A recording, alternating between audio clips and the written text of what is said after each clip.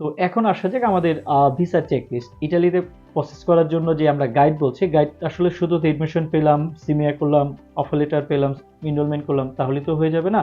এটার জন্য যেটা আরো বেশি ইম্পর্টেন্ট সেটা হচ্ছে ভিসা অ্যাপ্লিকেশনটা।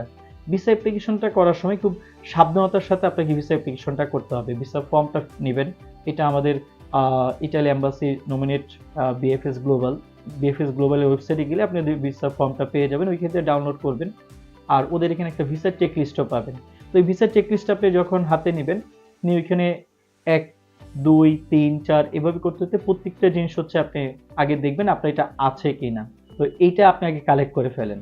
তো ভিসার চেক লিস্টের যদি আমরা আপনাকে বলি, এর মধ্যে খুবই ইম্পর্টেন্ট একটা ইস্যু হচ্ছে আপনাকে ইন্স্যুরেন্স করতে হবে, আপনাকে অ্যাকোমোডেশন ম্যানেজ করতে হবে, আপনার অফার লেটারগুলো নিতে হবে, আপনার ব্যাংক নিতে হবে। তো একটা স্পন্সরের জন্য যে সকল ডকুমেন্টস প্রয়োজন, তার স্পন্সরের NID card, proof of relationship, আপনার ব্যাংক, আপনার নিজের ব্যাংক, স্টুডেন্টের ব্যাংক।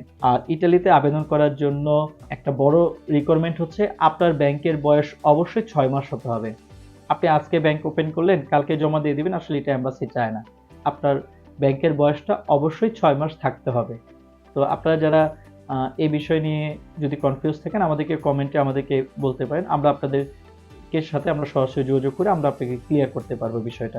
ইন্স্যুরেন্সটা আপনারা হচ্ছে বাংলাদেশের প্রায় 20 থেকে 25টা লিস্টেড ইন্স্যুরেন্স কোম্পানি আছে, তাদের থেকে ইন্স্যুরেন্স করতে পারেন, অথবা আপনি ইটালি থেকে অন্যান্য দেশ থেকেও আপনি ইন্স্যুরেন্স নিতে পারবেন। গ্লোবাল ইন্স্যুরেন্সটা ওরা অ্যাকসেপ্ট করে।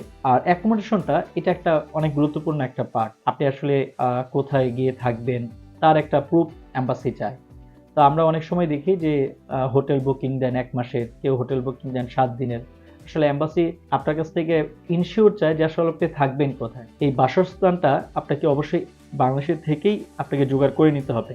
ইতালিতে বাসস্থানের জন্য অনেক সাইট আছে। আপনাদের ইউনিভার্সিটিতেও আপনি দেখবেন অনেকগুলো সাইট আপনাকে রিকমেন্ড করবে। হাউস এনিওয়্যারে আপনারা চাইলেই খুব সহজে আপনাদের বাসাটা নিতে পারেন।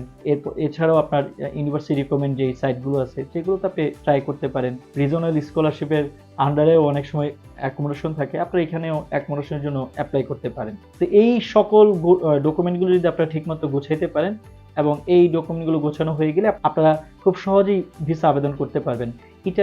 ইটালিতে ভিসা আবেদনটা আসলে খুব জটিল এবং খুবই কঠিন আসলে না। আপনারা একটু চেষ্টা করলে ইনশাল্লাহ আপনারা পারবেন। যদি আপনারা মনে করেন যে আসলে এক্সপার্টদের দ্বারা আপনারা ভিসা আবেদন করতে চাচ্ছেন, তাহলে আমি আনিসুজ্জামান কিরণ আছি আপনাদের জন্য।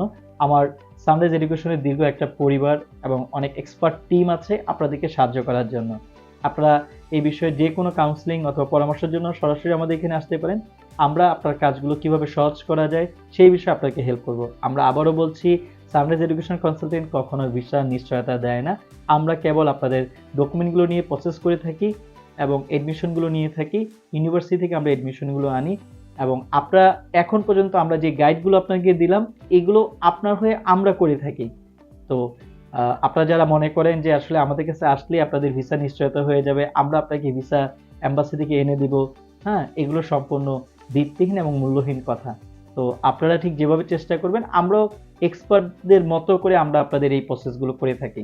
আজকে এই পর্যন্তই। ইটালির গাইড নিয়ে আমরা আপনাদের সাথে আলোচনা করলাম। নতুন কোনো টপিকস অথবা নতুন কোনো পরিবর্তন যদি এম্বাসি থেকে কোনো নির্দেশনা আসে সেই বিষয়ে আমরা আপনাদেরকে আবার গাইড করব। ভালো থাকবেন, সুস্থ থাকবেন। আসসালামু আলাইকুম।